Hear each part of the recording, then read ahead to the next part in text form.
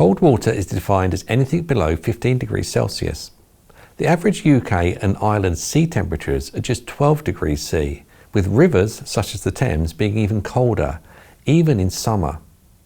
Our seas and rivers are cold enough to leave you helpless in seconds.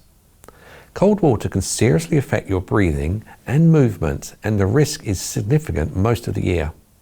Cold water shock causes the blood vessels in the skin to close, which increase the resistance of blood flow.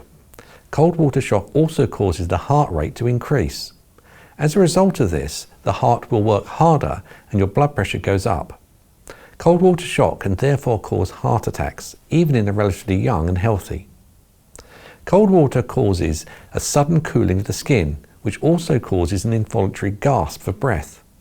Breathing rates can change uncontrollably, sometimes increasing as much as 10 times. All these responses contribute to a feeling of panic, which therefore increases the chance of inhaling water directly into the lungs.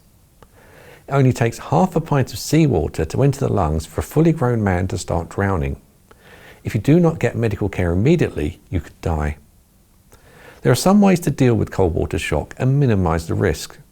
If you enter the water unexpectedly, try to calm down. The initial effects of cold water pass in less than a minute, so it's important not to try and swim straight away. You should relax and float on your back so you can catch your breath, and try and hold on to something which will help you to float.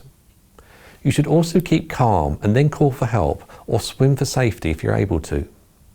If you're planning on going swimming to enjoy the water, it's important to check the conditions, including the water, before heading to the coast.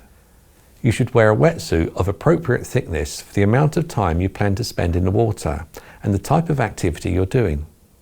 You should also wear a flotation device.